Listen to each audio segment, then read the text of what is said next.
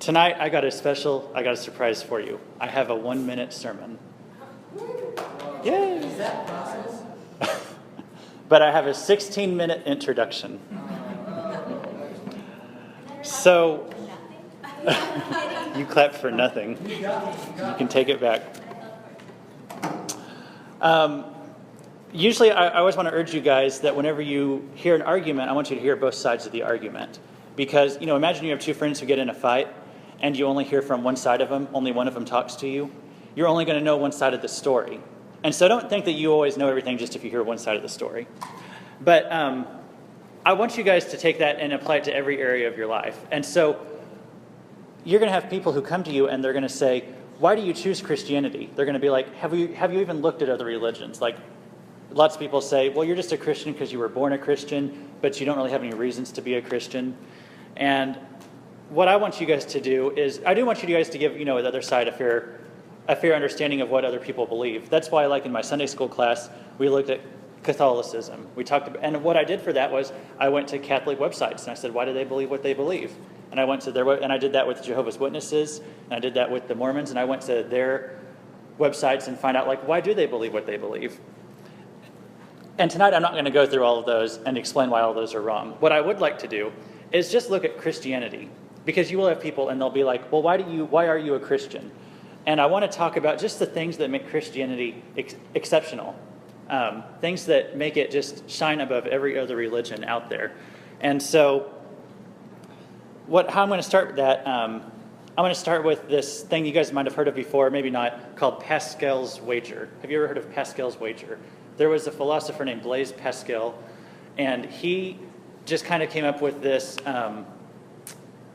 theory, I guess, or whatever, this philosophical statement, and he said, you have people who believe in God and people who don't believe in God. And maybe you guys have thought this before. He said, if you don't believe in God and you're right, then, whenever you die, nothing happens and whatever. But if you don't believe in God and you're wrong, then you would die and go to hell. And so there's really big consequences for an atheist if they're wrong. Now, on the other side, you have Christians. If Christians are right and God is real, and then they die and they go to heaven. But if Christians are wrong, then whenever they die, it's just like nothing, whatever, So Blaise Pascal came up with this thing. He said, it makes more sense to be a Christian because if you're wrong, if you're a Christian, there's not really any consequences. But if you are an atheist and you decide, and you're right, or if you're wrong, there's way huge consequences for being wrong. Does that make sense to everyone, or you guys got that? Okay. So there's a bigger risk if you're going to be an atheist. It's smarter just to be someone who believes in God. So let's say that someone is like an atheist and they say, well, that makes more sense. I should believe in God. But then they look at all these religions and they're like, well, how do I know which religion's right? Which one should I choose? And they might come to you and they might say, well, what makes Christianity stand out? What makes it different? And so here's a few things that make Christianity different. And what I want to start with is Jesus claimed to be God. Jesus said, I am God. And if you look at every other religion that's out there, Muhammad is the prophet of Islam. He's just a prophet who points to God. And Jehovah's Witnesses had Charles Russell, he said he was a prophet that pointed to God. The Mormons had Joseph Smith, who said he was a prophet that pointed to God. And if you look at Buddha or Confucius or all these other religions that are out there, none of them had a person at the center of it who said, I am God. Only Jesus is the one who said that. Now, it's a really popular thing these days to say, well, I think that all religions are part of the truth and they all lead to God and everyone finds God on their own way. And, it doesn't matter what religion they follow, everyone just has their own way to God. That's what some people think today because it sounds really nice. But even if that were true, okay, think about this. Even if that were true, Christianity would still be the best way to God because Jesus is the one who said, I am God. All the others just said, I point to God. I'm a prophet, but I'm not God myself. Jesus said he is God. So even if that were true, that all religions led to God, Christianity would still be the best one because it actually has God there. But, you can't say that Jesus is just one of the ways to God. Jesus said, I am the way, the truth, and the life. The way, the truth, the life. He didn't say, I'm a way to God. He said, I'm the way. So do you guys see the significance of that? He's not saying I'm just one of many ways, but I'm the way, I'm the only way. So Christianity can't be true and all the others also be true, because Jesus made a very exclusive claim, saying he's the only one. And that's why you can't just put Christianity on like a shelf next to all the other religions and just say that they're all equal. You can't do that, because it's just unavoidable fact. Jesus said he was God. So if Christianity is true, it's better than all the other religions. And if Christianity is false, then it's inferior to all the religions. But you can't just say that it's equal. You can't just put it on the shelf and say that it's equal to all the religions, because he doesn't let you do that. There's a really awesome quote. This is my favorite book of all time. C.S. Lewis. It's called Mere Christianity. And he has this really awesome quote, and I'm going to read it. It's like a paragraph. And what he's talking about how Jesus is special and different from all the other religions. He says, "I'm trying to prevent anyone saying the really foolish thing that people often say about him. I'm ready to accept Jesus as a great moral teacher, but I don't accept his claim to be God." C.S. Lewis says, "That is one thing we must not say. A man who was merely a man and said the sort of things that Jesus said would not be a great moral teacher. He would either be a lunatic on the level with the man who says he's an egg, or else he would be the devil of hell. You must make your choice. Either this man was and is the Son of God, or else he was a madman or something worse. You can shut him up for a fool, you can spit at him and kill him as a demon, or you can fall at his feet and call him Lord and God. But let us not come up with any patronizing nonsense about his being a great human teacher. He has not left that open to us. He did not intend to." You can't just say that Jesus is equal to all these other religious founders. And there's people who would say, now hold up a minute, that's very narrow-minded. Have you heard that before? That's narrow-minded, that's judgmental. And they'll say, how can you say that you're the only person who has the truth? They would say, doesn't thinking you're the only person who has the truth, doesn't that just lead to fundamentalism and killing people? Because there are religions in the past, and they've said, we're the religion who has the truth. And then they would go kill people who didn't agree with them. That's what the Catholics did, if you heard about the Crusades. They said, we have the truth, and we're going to kill everyone who disagrees with us. And that's what they did, like 1,000 years ago. But, that can be true. So it can be true that people can think, well, I have the truth, so that makes me better than everyone, and I can just take up a sword and kill people. But that's not what Christianity says. If Christianity makes you want to pick up a sword and kill people, or a gun or whatever, you don't have Christianity. Because at the center of Christianity, you have Jesus. And he was the one he died on a cross forgiving his enemies. So he doesn't want us to go around killing people who disagree with us, because that's not what he's all about. And if you think that knowing God through Christianity, it is the truth. But if you think that knowing the truth gives you a right to hurt people or even be rude to someone, that's not what God was about. It doesn't give you a right to do that. And then there's people who will say, okay, well, hold up. There's these other religious people, not Christians, but they'd say these other ones, and they believe, their religion with complete sincerity. They believe it with all of their heart. And they'd say, how can you say that someone is wrong if they believe something with absolute sincerity? And I would say that they are sincerely wrong. It doesn't matter how sincere your belief is if it's not the truth. Imagine that you go to the doctor and he writes you a prescription. And he says, he believes with all of his heart that this medicine is going to help you, but it actually ends up killing you. Now, are you just going to say, well, at least he was sincere in what he believed? It doesn't matter how sincerely he believed it if it wasn't the correct belief, You want the truth. You want the real medicine. And there's some religions out here who are like bad medicine. The thing about Christianity is that Jesus confirmed who he was. He confirmed that he was God by showing signs and miracles. That's what he called the miracles, signs. And that's, I tell you guys not to chase, like what Jesus said. Don't chase the miracles, but chase Jesus. But Jesus had a purpose for the miracles. They were pointing to him. They were pointing to who he was. And everything about Jesus' miracles and his ministry was public. We have lots of historical documents, including the Bible, which is a historical document. We have lots of historical documents that talk about Jesus doing all these things publicly. Now, if you look at other religions, like Muhammad, who said that an angel visited him in a cave and told him all this stuff about Islam, and no one else ever saw the angel. Or if you look at Joseph Smith, we talked about in the Mormonism class, he had an angel visit him in the woods, and they gave him some gold tablets, and he never let anyone see those gold tablets, and nobody ever found those gold tablets after he died. But that's what he told everyone. So all these other religions have like a secret one person hearing the truth, and then he goes and spreads all this. Christianity has Jesus, who is a public figure, doing all these things with lots of historical documents, not just the Bible, but other ones. And We also have the Bible, which was written by over 40 people across thousands of years who all said that they heard from God, and it all fits together. The Bible all fits. It was written by 40 different people, and it all fits together. And I just think that's like a tremendous proof. If you know the Bible and you see how well it fits together, and that it was written by all these different people, things don't just fall into place magically. And that's like a big proof for me. Here's why I wanted to have a big map of the world, and I don't have that now. But I was going to say Christianity moves. That's one thing that's special about Christianity. It moves, and by moves I mean the people who become Christians, they aren't just located in one location. So like, let's pretend this is the Middle East right here, where my green dot is. Christianity started like in the Middle East where Israel is, after Jesus died. And then after that, it kind of moved up to Europe. And by that, I mean, there were Christians everywhere, but Europe was the place where like it was kind of central to Christianity. Like that's where most of it was. That's where it moved about 1,000 years ago. And then, about 500 years ago, it moved over to America, if you're just imagining this map of the world here. It moved over to America, and that's kind of where the center of Christianity was for several hundred years. And now, if you actually look now, most Christians are south of the equator, like in South America.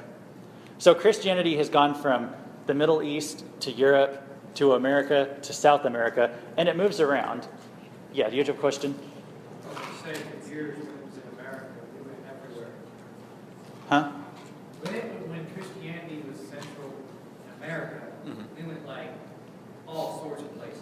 Sending missionaries. We had the most missionaries out of everybody. Right. And that's actually not the case anymore. Now Brazil's sending the most missionaries. So that's why I say it's actually centrally located down in Brazil. And here's what, I'm not saying, well, Christianity moves, that proves that it's true. That's not what I'm saying, because that'd be a dumb argument. What I am saying, no other religion does that. Islam started in the Middle East, it stays in the Middle East. Hinduism started like in India. Confucianism started in China. And all those things kind of just stayed where they are. And Buddhism too, it stayed over there in Asia. If you look at America, Jehovah's Witnesses and Mormons mostly just stay in America. And South America has their South American religions, Africa has their African religions. The point is, not right now, they all just stay where they started. And I just think that's really significant because Christianity moves around. One last thing that makes Christianity special, exceptional, is that salvation is free in Christianity. Every other religion says you have to do something that we call works.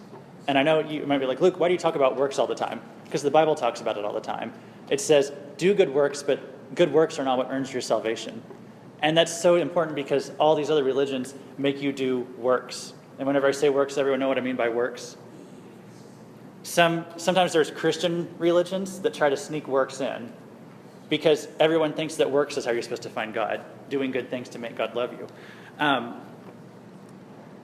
You can't just try Christianity. You can't just say, well, I'll give it a shot. Because if you think that you're trying Christianity, you probably haven't even started it yet. Whenever you become a Christian, it's not just something that you think intellectually. It actually changes your whole life. It changes you. You won't be the same after you really become a Christian. And if you're saved, and if you truly understood that Jesus died for you, it makes you want to be good. It makes you want to be a good person. But that's not what saves you.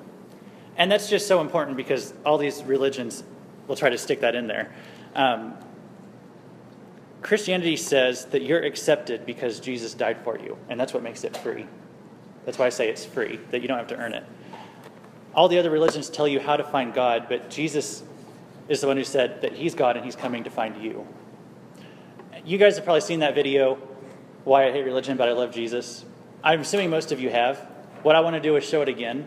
I know you've seen it before, but it's just an awesome video. It's powerful. So we're going to show it again. Then I have my 1-minute sermon. I'll come up. This is only a 4-minute video, 1-minute sermon, and then you guys will get to go home. But I'm going to go start that back here. And Luke, is that crabs? Seriously on the ocean there. Yeah.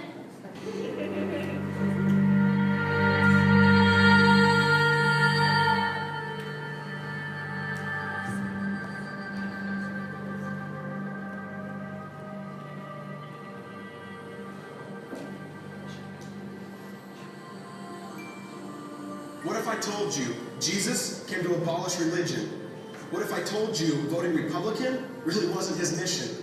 What if I told you Republican doesn't automatically mean Christian, and just because you call some people blind doesn't automatically give you vision?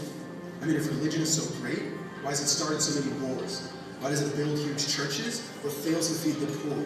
Tell single moms God doesn't love them if they've never had a divorce, but in the Old Testament, God actually calls religious people whores. Religion might preach grace, but another thing they practice. To ridicule God's people, they did it to John the Baptist. They can't fix their problems, and so they just mask it, not realizing religion's like spraying perfume on a casket. See, the problem with religion is it never gets to the core. It's just behavior modification, like a long list of chores. Like, let's dress up the outside, make it look nice and neat. But it's funny, that's what they used to do to mummies while the corpse rots underneath. Now, I ain't judging, I'm just saying, quit putting on a fake look. Because there's a problem if people only know that you're a Christian by your Facebook. I mean, in every other aspect of life, you know that logic's unworthy. It's like saying you play for the Lakers just because you bought a jersey. See, this was me too, but no one seemed to be on to me. Acting like a church kid while addicted to pornography. See, on Sunday I'd go to church, but Saturday getting faded, acting if I was simply created to just have sex and get wasted. See, I spent my whole life building this facade of neatness, but now that I know Jesus, I boast in my weakness. Because if grace is water, then the church should be an ocean. It's not a museum for good people, it's a hospital for the broken. Which means I don't have to hide my failure, I don't have to hide my sin. Because it doesn't depend on me, it depends on Him. See, because when I was God's enemy, and certainly not a fan, He looked down and said, I want that man. Which is why Jesus hated religion, and for it He called them fools. Don't you see so much better than just following some rules? Now let me clarify. I love the church, I love the Bible, and yes, I believe in sin. But if Jesus came to your church, would they actually let Him in? See, remember He was called a glutton and a drunkard by religious men. But the Son of God never supports self-righteousness, not now, not then. Now back to the point, one thing is vital to mention. How Jesus and religion are on opposite spectrums. See, one's the work of God, but one's a man-made invention. See, one is the cure, but the other's the infection. See, because religion says do. Jesus says done. Religion says slave. Jesus says son. Religion puts you in bondage, while Jesus sets you free. Religion makes you blind, but Jesus makes you see. And that's why religion and Jesus are two different claims. Religion is man searching for God. Christianity is God searching for man. Which is why salvation is freely mine, and forgiveness is my own. Not based on my merits, but Jesus' obedience alone. Because He took the crown of thorns and the blood dripped down His face. He took what we all deserve. I guess that's why you call it grace. And while being murdered, He yelled, Father, forgive them. They know not what they do. Because when He was dangling on that cross, He was thinking of you. And He absorbed all your sin, and He buried it in the tomb, which is why I'm kneeling at the cross saying, come on, there's room. So for religion, no, I hate it. In fact, I literally resent it. Because when Jesus said, it is finished, I believe He meant it. All right, 1 minute sermon. Who wants to read the verses on the back? My minute hasn't started yet until someone starts reading. I'll let Hunter do it this time. I got it. It's an awesome video, isn't it? Have you seen it before? Oh, okay. You have? Okay. I am obligated both to Greeks and non-Greeks, both the wise and the foolish. That is why I am so eager to preach the gospel also to you who are in Rome. For I am not ashamed of the gospel, because it is the power of God that brings salvation to everyone who believes, first to the Jew, then to the Gentile. Yeah. So in those verses, Paul uses three things to describe his level of duty to Christianity, to spread Christianity. He says first he's obligated, then he says he's eager, then he says he's not ashamed. Okay, so first he's obligated. He says he's obligated to Greeks and non-Greeks. So that's everybody, He's obligated to everybody. He's obligated to God.